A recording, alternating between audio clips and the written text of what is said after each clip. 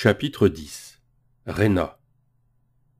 Lorsque nous sommes arrivés à la chambre avec les lits superposés, Mathéo a demandé à Rena. « En haut ou en bas, votre magitude ?» La jeune femme n'a pas apprécié son humour, l'a ignoré et a pris la couchette inférieure, me forçant à déplacer mes affaires. Elle a ouvert son sac et en a sorti 2 gros volumes. Bien que j'ai acquis une grande expérience de la langue, je ne reconnaissais que quelques mots de base. L'alphabet était assez similaire à celui auquel j'étais habitué. Cependant, la plupart des lettres étaient écrites étrangement, mais c'était suffisamment proche pour que je puisse déchiffrer, bien qu'extrêmement lentement. En examinant un titre, j'ai découvert qu'il s'agissait d'un livre sur l'apprentissage des sorts, et l'autre texte se concentrait sur la manifestation de formes de sorts innés pour vos affinités. Rena était concentrée sur le second, alors j'ai demandé « Pour quelle affinité essayez-vous de développer une capacité ?» Elle m'a regardé avec une certaine surprise. « Terre. C'est pourquoi je voyageais avec le maître mage Dacian. J'ai déjà manifesté ma forme d'air.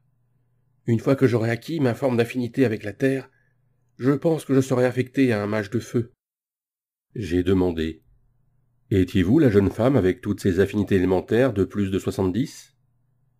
Rena sourit timidement. « Je n'arrive pas à croire que je sois assez célèbre pour qu'un légionnaire sache qui je suis. » Je ne connaissais pas votre nom, juste que beaucoup de gens étaient enthousiasmés par votre potentiel. J'ai essayé de poursuivre la conversation tandis que Rena reculait. « Quel pouvoir avez-vous avec votre affinité pour l'air ?» Elle afficha un sourire éclatant. « Voler !» Mes colocataires se sont rapidement intéressés à la conversation, la submergeant en lui posant des dizaines de questions. Elle a admis que son pouvoir lui permettait de voler aussi vite qu'un cheval, mais qu'avec ses réserves d'éther, elle ne pouvait voler qu'une vingtaine de minutes. C'est quand même incroyable. Je ne peux que stocker des objets dans un espace dimensionnel, ai-je répondu. Vous êtes porteur ? C'est rare. Elle a soudain pris un air dubitatif. Montrez-moi. Faites apparaître quelque chose de nulle part. J'ai sorti un plateau de pièces. Je l'ai regardé écarquiller les yeux et je les ai remis en place. Mes colocataires ont également montré de l'envie pour ma magie. Ou peut-être était-ce plus à cause du plateau de grosses pièces que je venais de sortir. « Quelle est la taille de ton espace ? As-tu d'autres pouvoirs ?» demanda-t-elle, assise à côté de moi sur la couchette inférieure, s'intéressant manifestement à moi désormais. Elle était si près que nos hanches se touchaient. J'avais le visage brûlant, et je crus que Mathéo allait dire quelque chose, mais je lui lançai un regard noir et il resta silencieux. Je lui répondis. Un homme ne révèle jamais sa taille au premier rendez-vous, et je n'ai aucun moyen d'apprendre une nouvelle forme de sort. J'ai eu recours à un livre de sorts pour l'espace dimensionnel. On m'a donné une pierre d'accord. Elle fouilla dans sa sacoche et commença à chercher. Canalise ton éther dedans et les pierres s'illumineront si tu as une affinité supérieure à 15. C'est considéré comme la condition requise pour manifester une forme de sort. Je me souvenais que Damian avait dit que le seuil était de 10 pour apprendre une forme de sort, mais je ne contestais pas ses connaissances. Il y avait probablement une différence entre apprendre et manifester. Rena sortit un disque circulaire du sac et le brandit. 3 cercles y étaient gravés, chacun contenant 7 gemmes. Je voulais l'utiliser, mais pas devant tout le monde. J'ai demandé « Que représentent les gemmes de différentes couleurs ? Je veux dire, en termes d'affinité. » Elle a pointé du doigt chacune d'elles et m'a expliqué. Le cercle intérieur représente les affinités rares, le cercle du milieu les affinités peu communes, et le cercle extérieur les affinités communes. Ce livre les répertorie toutes, et voici les pierres associées. Elle a parcouru et identifié toutes les gemmes. Magie de façonnage. Rare. Espace. Temps. Déplacement. Matérialisme. Monde. Vide. Convergence. Non affilié. Peu commun. Charme ou esprit. Illusion. Clairvoyance. Protection ou gardien. Nécromancie. Céleste. Abyssal. Magie élémentaire. Commune. Feu. Air. Eau. Terre. Foudre ou énergie. Esprit ou guérison. Nature ou végétation.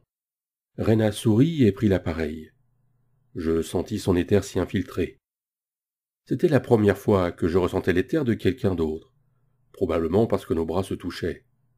Les gemmes qui s'illuminèrent pour elle étaient le feu, l'air, l'eau, la terre et la nature, 5 des magies élémentaires. La pierre d'air pulsait également, presque comme si elle clignotait. Rena la désigna du doigt. Cette pulsation signifie que j'ai déjà imprégné une capacité avec cette affinité. Voler au-dessus des forêts, ça attire l'attention, songea-t-elle. Elle me rendit le disque. Mes colocataires semblaient eux aussi très intéressés par mes efforts et tendirent la tête. J'affichais une mine triste. J'apprends encore à canaliser mon éther.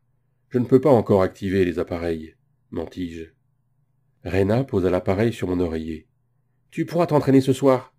Le disque est assez résistant, alors tu n'as pas à t'inquiéter de le casser. Mais ne le perds pas. Je dois le rapporter à maître Dacian. On frappa soudain violemment à la porte.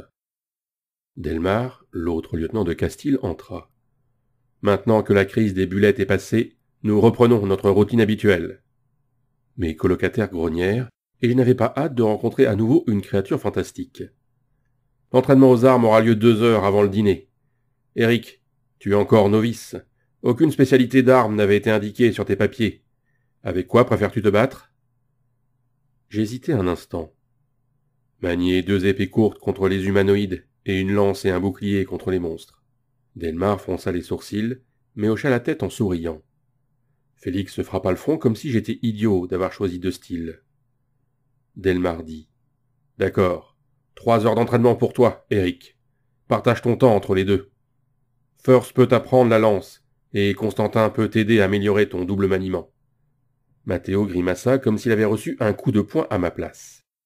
Après le départ de Delmar, Matteo a déclaré. First est un type qui s'en sort bien, mais Constantin est un vrai champion. L'un des meilleurs combattants de notre compagnie. Il ne parle pas beaucoup et déteste travailler en équipe. Son dernier partenaire d'entraînement est mort lors de la campagne contre les Cyclopes. Il se porte volontaire pour les missions de reconnaissance en solo, ce dont nous lui sommes tous reconnaissants. Peu de temps après, je m'équipais et sortis avec 2 épées courtes et 2 lances. En entrant dans la cour d'entraînement, je vis que le peloton s'entraînait au maniement des armes avec ordre. J'étais surpris, car tout ce que nous avions fait jusque-là semblait se dérouler avec nonchalance. C'était un entraînement sérieux. On me dirigea vers un homme qui mesurait une demi-tête de moins que moi, et dont les biceps devaient faire la taille de ses cuisses. « Vous êtes la nouvelle recrue. Voyons voir si vous pouvez apprendre suffisamment pour ne pas vous faire tuer, » entonna l'homme bourru. Ce n'était pas un mauvais professeur, même s'il était extrêmement strict et n'aimait pas se répéter. J'ai appris plus en 90 minutes avec lui qu'en 3 semaines de camp d'entraînement. Je récoltais des bleus et des coupures superficielles à chaque fois que je ne suivais pas ses instructions à la lettre. On me dit de voir le médecin de la compagnie avant mon entraînement au maniement de la lance. Nous avions en fait 2 médecins, Linus et Malcolm, bien que Malcolm fût plutôt un assistant. Il m'a donné des onguents pour chevaux, pour les contusions, et de grandes feuilles pour les coupures. Elle sentait l'amande poivrée et agissait comme un antiseptique contre les infections, maintenu en place par un pansement après trempage dans l'eau chaude. Malheureusement, elle n'empêchait pas les cicatrices. J'aurais vraiment aimé avoir un mage guérisseur parmi nous. First me fit travailler ma lance sur un mannequin d'entraînement improvisé. Il me passa en revue les tactiques courantes pour attaquer les bêtes et me défendre. Il n'était pas aussi bon instructeur que Constantin, car il croyait à la répétition. Bien que mes mains soient déjà calleuses, elles se remirent à saigner après quelques centaines de parades et des stocks. Après l'entraînement, j'emportai un grand bol de ragoût de viande dans ma chambre pour le manger allongé, car rester debout m'était douloureux. La pièce était vide, et j'utilisai rapidement la tablette. Je canalisai mon éther, et elle brilla intensément. Comme prévu, le cercle intérieur était éclairé par 6 gemmes. La seule absente était le matérialisme. Le cercle du milieu était illuminé par une seule gemme, la rune de protection, ou gardien. Cela signifiait que j'avais plus de 15 affinités avec cette sphère magique. L'anneau extérieur était également illuminé par une gemme, et c'était le spectacle le plus joyeux que j'ai jamais vu. C'était l'esprit, ou la guérison. Je pouvais donc manifester un pouvoir de guérison. Mon regard se reporta rapidement sur l'anneau central. La gemme spatiale clignotait, ce qui était prévisible puisque j'avais manifesté mon espace de stockage dimensionnel. Mais une seconde gemme clignotait également, indiquant que j'avais manifesté une autre capacité ou un effet magique. C'était la gemme de la convergence qui clignotait. La convergence était l'affinité magique permettant d'extraire l'énergie des lignes telluriques. Du moins, c'est ce qu'on m'avait dit. Comme j'ai entendu des pas dans le couloir, j'ai arrêté de canaliser l'éther vers l'appareil.